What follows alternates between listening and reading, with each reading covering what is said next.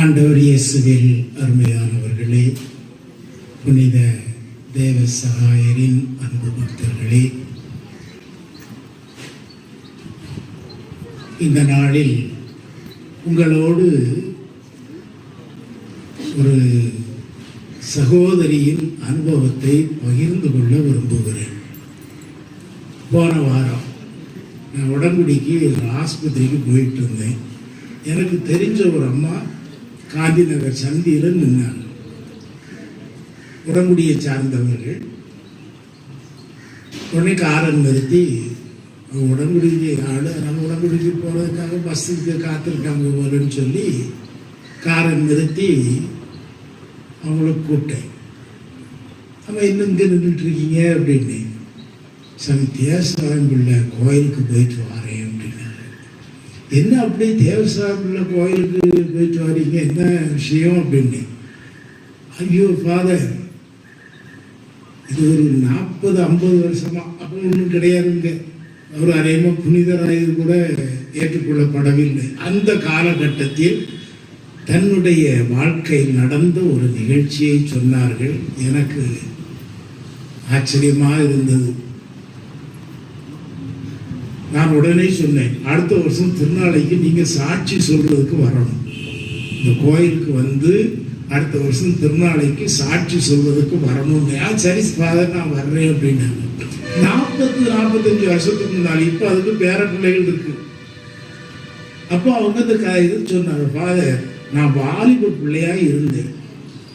நான் வாலிப பிள்ளையா இருக்கும்போது எனக்கு அது என்ன நோயினே தெரியாது. நான் எதுவுமே சாப்பிட முடியாது. ஒரு பாதி இட்லி கூட சாப்பிட முடியாது. எங்கள் அம்மா என்னைய கட்டாயப்படுத்துவாங்க, என்னால் சாப்பிடவே முடியாது. அப்படிப்பட்ட ஒரு சூழ்நிலையில் செத்து போவா அப்படின்னு எல்லாரும் கைவிட்டாச்சு. செத்து போவா அப்படின்னு சொல்லி, பேர் மல்லிகா செத்து போவா அப்படின்னு சொல்லி என்னைய எல்லோரும் கைவிட்டுட்டாங்க. எங்க பாட்டி, அவங்க மல்லிகாவுடைய பாட்டி, அந்த பாட்டி எல்லாரும் கைவிட்டாச்சு. டாக்டர்கிட்ட போறதெல்லாம் நிறுத்தியாச்சு. செத்து போவாங்கிற முடிவுக்கு வந்தாச்சு. அப்படிப்பட்ட ஒரு சூழ்நிலையில் அந்த எங்களுடைய பாட்டி இந்த இடத்துக்கு தேவசாமியில் குருசடி, அப்போ குருசடின்னு சொல்லுவோம். ஆமாம், இந்த இடத்துக்கு இங்கே கூட்டிகிட்டு வந்தாங்க. இங்கே கூட்டிகிட்டு வந்து, அப்போ பூசெல்லாம் கிடையாது, வைக்கக்கூடாது. அப்படிப்பட்ட ஒரு காலம். நானா நீங்கள் சின்ன பையனாக இருந்திருப்பேன்.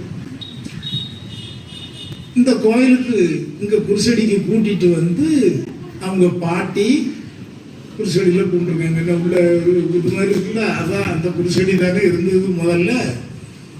அதனால அதுங்க கும்பிட்டுட்டு கும்பிட்டுட்டு இங்கே யாரோ ஒரு ஆள் அசனம் வச்சிருக்காங்க.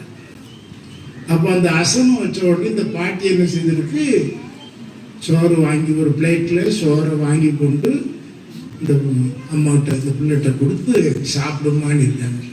இதுக்கு அரை இட்லி கூட சாப்பிட முடியாத ஒரு நிலை. செத்து போவா அப்படிங்கிற நிலைக்கு தள்ளப்பட்டவர், பெற்றோரால் கைவிடப்பட்டவர், டாக்டரால் கைவிடப்பட்டவர், செத்து போவாங்கிற நிலைக்கு வந்த ஆளை கூட்டிட்டு இங்கே வந்திருக்குது பாட்டி. இங்கே வந்து கும்பிட்டுட்டு அந்த அசனச்சோரை வாங்கி கொடுத்துருக்கு பாட்டி. ஃபாதர், நான் அவ்வளவு சாப்பிட்டுட்டேன், எனக்கு சாப்பிடவே முடியாது. நான் அன்றைக்கு எல்லாத்தையும் சாப்பிட்டுட்டு நான் வீட்டுக்கு போனேன். எனக்கு அதுக்கு நோயே கிடையாது. இன்றைக்கு அது கல்யாணம் முடிச்சு, அதுக்கு 3 பிள்ளைகள், அதுகளுக்கும் கல்யாணம் முடிஞ்சு பேர பிள்ளைகளோட சந்தோஷமா இருக்குது. அப்போ இங்கே எதுக்கு வந்திருக்கீங்கன்னு கேட்கும்போது, எனக்கு இன்றைக்கு கொஞ்சம் உடம்புக்கு நல்லா இல்லை, நான் எங்கேயும் போக மாட்டேன், இங்கே தேசாங்களுக்கு கோயிலுக்கு தான் வருவேன், அதனால் இங்கே வந்து கோயிலில் கும்பிட்டுட்டு பையன் இங்கே வீட்டுக்கு கூட்டிகிட்டு போகிறான் அப்படின்னாங்க. அன்பார்ந்தவர்களே, கடவுள் எவ்வாறு செயல்படுகிறார் பாருங்கள். புனிதருடைய செயல்பாடு எவ்வாறு இருக்கின்றது என்பதற்கு இது ஒரு ஆணித்தரமான சாட்சி. நான் அந்த அம்மா கட்டாயம் அடுத்த வருஷம் கூட்டிட்டு வருவேன், யாருக்குன்னு சொல்லிடுவேன், கூட்டிட்டு வருவேன் சாட்சி சொல்றதுக்கு. இன்றைக்கு அந்த கோயில் காரியங்கள்ல மிக ஆர்வத்தோடு செயல்படுகின்றவர்கள், பக்தியோடு இருக்கின்றவர்கள். முழுக்க முழுக்க அவர்களுக்கு நம்பிக்கை என்ன என்றால், இந்த தேவசாமி ஆலயம், இந்த கோயில், அதற்கு பிறகுதான் அவர் புனிதர் என்று திருச்சபையால் ஏற்றுக்கொள்ளப்பட்டார். இது நடந்து ஏறக்குறைய 40 வருடங்களுக்கு மேல் இருக்கும். தேவசாயர் புனிதர் என்று ஏற்றுக்கொள்ளப்பட்டது மிக அண்மையில், 22. ஆமா, ஆக மிக அண்மையில். ஆனால் இந்த நிகழ்ச்சி நடந்தது 40 வருஷத்துக்கு முன்னால். அப்படியானால் புனிதர் உண்மையிலே அவர் ஒரு புனிதர், இறைவனுடைய வல்லமையும் ஆற்றலையும் பெற்றவர். அந்த இறைவனுடைய வல்லமையும் ஆற்றலையும் பெற்ற இறைவன் இன்றும் நம்முடைய ஊரில் செயல்படுகின்றார் என்பதை நாம் மனதில் ஆழமாக பதித்துக் கொள்ள வேண்டும்.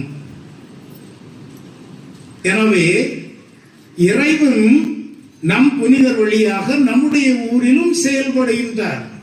கடவுள் எல்லா இடத்திலும் செயல்படக்கூடியவர்.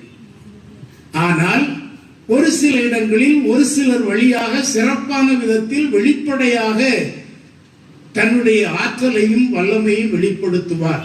அந்த விதத்தில் நம்முடைய ஊரிலும் நம்முடைய புனிதர் நமக்காக நன்மைகளை இறைவனிடமிருந்து பெற்று தந்து கொண்டே இருக்கின்றார் என்பதை இங்கு இருக்கின்ற நீங்கள் ஒவ்வொருவரும் மனதில் ஆழமாக பதித்துக் கொள்ள வேண்டும்.